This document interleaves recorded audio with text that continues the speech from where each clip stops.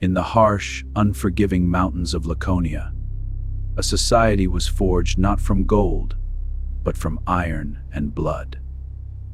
Legend speaks of Lycurgus, the mysterious lawgiver who turned a chaotic city into a permanent professional war machine. Sparta rejected silver and gold, using heavy, worthless iron bars as currency to discourage greed and luxury.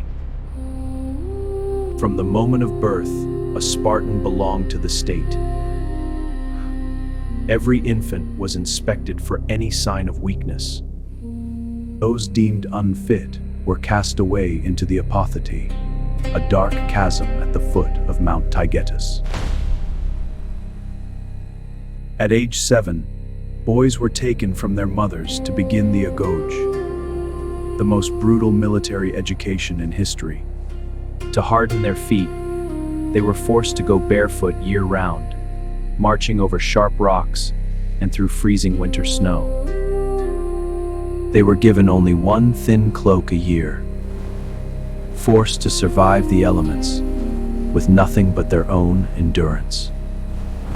Fed only the bare minimum to survive, they were encouraged to steal food, not for greed, but to learn stealth and cunning. If caught stealing, they were punished not for the theft, but for being clumsy enough to be discovered.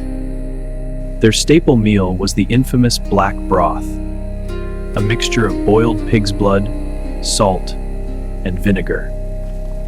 Pain was their constant companion. They were taught that fear was the only true enemy of a Spartan. The best among them joined the Crypteia, a secret group tasked with terrorizing the Helot slave population to prevent revolt. Sparta was a fortress built on the backs of thousands of Helots, who outnumbered their masters 10 to 1. By 20, the boy was gone. In his place stood a man of iron, ready to enter the elite ranks of the Spartan army. The aspis was a Spartan's most vital possession. It was not just a tool of defense, but a symbol of his honor. Spartan mothers famously told their sons, "Come back with this shield, or on it. Victory or death." They fought in the phalanx, a wall of shields so tight that it became an impenetrable, moving fortress of bronze and spears. Their primary weapon was the dory, 7-foot ashwood spear tipped with a lethal, leaf-shaped iron head. If the spear broke, they drew the xiphos, a short, brutal sword designed for the horrific, close-quarters carnage of the front lines. A Spartan's life was centered around the syssitia, the communal mess hall where every man ate the same humble meal. They called themselves the homoioi, the equals. In Sparta, standing was earned through discipline, not through personal wealth. Spartan women were the freest in Greece. Trained in athletics and wrestling, they were the strong mothers of stronger men. They were famous for laconic speech, expressing profound ideas with the absolute minimum number of words, a single low-frequency word. They wore heavy crimson cloaks, a terrifying color chosen specifically to hide the blood of their wounds from the enemy. While other Greeks were part-time farmers, the Spartans were the world's first and only full-time professional soldiers. Their training never stopped. Even their dances were military drills, designed to keep their bodies perfectly tuned for the phalanx. In Sparta, the law was absolute. To disobey a command was worse than death. It was an eternal stain on one's family. Before every campaign, they offered sacrifices to the gods of war, seeking divine favor for the slaughter ahead. Sparta had no stone walls. When asked why, their king replied, "Every Spartan is a brick in the wall of the state." But a shadow was growing in the east. The Persian Empire, a massive superpower, was turning its hungry eyes toward Greece. Messengers from King Darius arrived in Sparta, demanding earth and water as a symbol of absolute submission. The Spartans refused. They threw the messengers in a deep well, telling them to dig for their own earth and water. With war inevitable, King Leonidas took command. He was a veteran of the Agoge, a man who knew only the path of the warrior. The oracle at Delphi gave a chilling prophecy. Either Sparta would be mourned, or one of her kings must fall. Leonidas chose only 300 men, all of them fathers, ensuring that their family lines would continue after they were gone. They marched north to Thermopylae, the Hot Gates, a narrow mountain pass where numbers meant nothing and courage meant everything. Off the coast, a massive Persian fleet darkened the sea, thousands of ships carrying an army that outnumbered the Greeks 100 to 1. Leading them was Xerxes, the god king of Persia, who believed his power was absolute over both man and nature. Xerxes sent a final demand to the Spartans: hand over your arms. Leonidas gave a reply that would live forever: Molon Labe, come and take them. On the first day, Xerxes unleashed his Median infantry, expecting the sheer weight of their numbers to crush the tiny Greek force. But the Spartans were waiting. In the narrow pass of the Hot Gates, they locked their heavy bronze shields together into an unbreakable wall. The Persian light armor and wicker shields were absolutely useless against the massive weight and reach of the Spartan iron spears. Thermopylae became a horrific meat grinder. The narrow cliff perfectly neutralized the massive Persian numerical advantage. Wave after wave broke against the Spartan phalanx. Soon the Greeks were literally fighting behind a wall of the enemy's dead. Watching from his golden throne, Xerxes leapt to his feet in sheer terror as his massive army was slaughtered by a mere handful of men. Desperate, Xerxes played his final card, the Immortals. 10,000 elite silent killers, the absolute pride of the Persian Empire. The Spartans used a brilliant, terrifying tactic.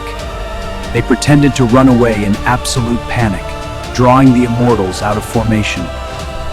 Then, moving as a single, perfectly tuned machine, the Spartans instantly turned, locked shields, and massacred the broken Persian lines.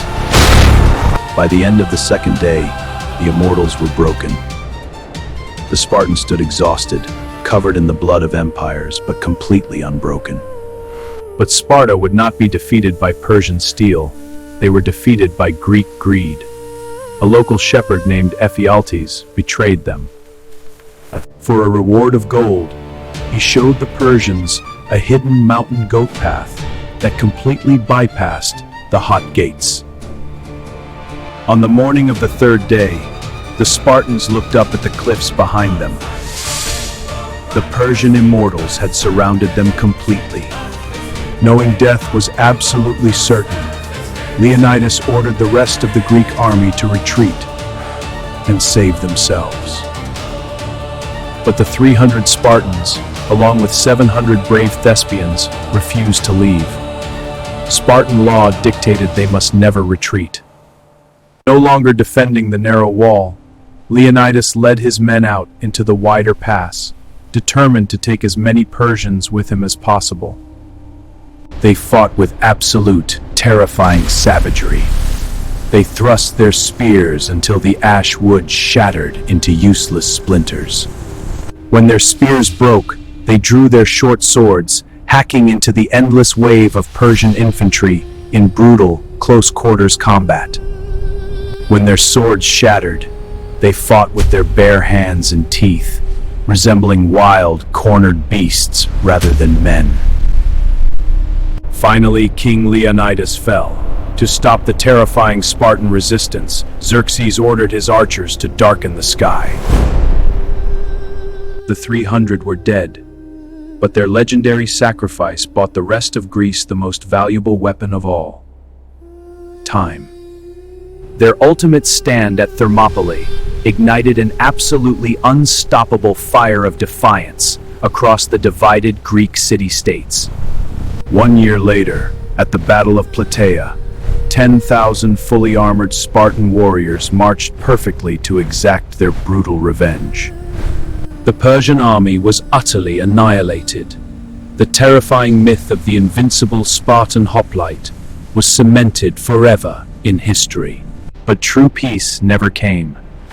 Soon Sparta turned its bloody, battle-hardened spears against its own rival, the intellectual superpower of Athens. For 27 brutal years, the Peloponnesian War ravaged Greece, slowly draining Sparta of its absolute most precious resource, its men. Their extreme, uncompromising laws created a fatal flaw. They simply could not breed enough perfect warriors to replace the fallen. Then, nature struck. A devastating earthquake suddenly leveled Sparta, burying thousands of its elite citizens under the massive rubble. Smelling blood and weakness, the enslaved Helots finally rose up in a massive, terrifying rebellion against their crippled masters.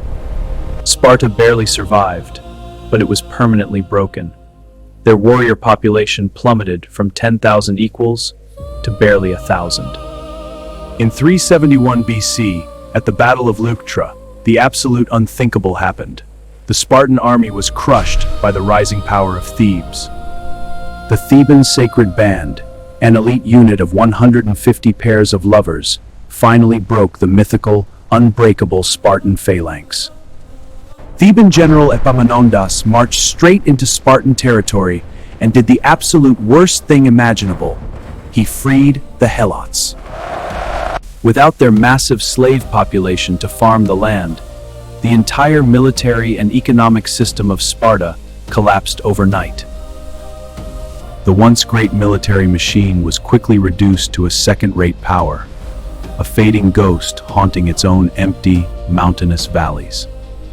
Centuries later, under the Roman Empire, the city of Sparta literally became a bizarre, violent tourist attraction for wealthy Romans. The brutal Agoge training was performed purely for cheering crowds, a tragic, bloody parody of their ancient, terrifying glory. Yet, despite their complete physical destruction, the myth of the 300 Spartans at Thermopylae outlived the empire that killed them. Today, their uncompromising discipline, incredible sacrifice, and laconic defiance still deeply inspire soldiers and athletes across the modern world. Sparta died not by the sword, but by its own inflexible perfection. But their bronze shields will echo in eternity.